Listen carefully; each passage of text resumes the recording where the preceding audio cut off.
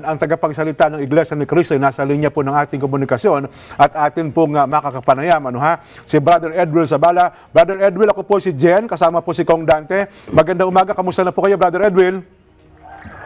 Magandang umaga po, magandang umaga po kay Congressman. Magandang umaga po sa inyo, Kuya Jen. Opo, una ho Okay, bagaman medyo inaantok po, pero masaya po. Opo, teka lang, nakapagpahingat, nakaidlip na ho ba kayo, kay Edwil? Ay, opo. Hindi lang isip. Silip talaga. Nakikita ko po kasi sa screen, medyo press na press at gwapong-gwapo pa rin po kay Edwil, ha? Ganyan naman ho, mga Iglesia ni Cristo. Lahat gwapo, saka maganda po. Opo, binibihisan tayo eh. Una po, kamusta na po mga kapatid at ano una ang mga tagubilin na nais po ninyo iparating kay Edwil? Ganito po gagawin ko po. Sa halip na sagutin ko po yung sagot na yung tanong ninyo, ano po? Opo. Pasisigawin ko na lang yung mga kapatid ko para marinig nyo kung okay po ba sila o hindi. Ito po sila.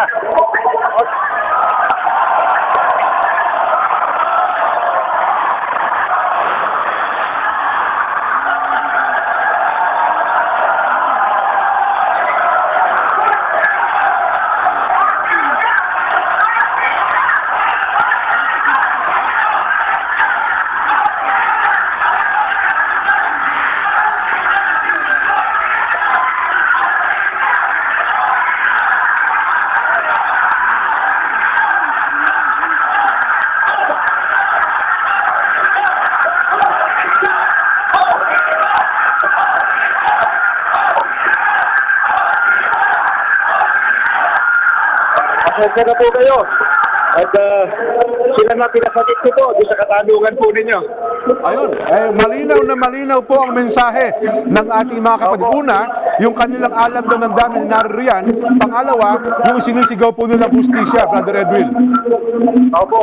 At hindi lang po hustisya po. Kanina po, sinisigaw pa, respeto. Aha. Respeto. Opo. Sana marinig po ng ABS-CBN yan, ano ho? Sana po marinig po ng lahat. Ayun, ng lahat. Napakabait yung talaga kay Edwil, ano ha? Kong Dante, baka meron kayo gusto tanong kay Edwil. Ayun.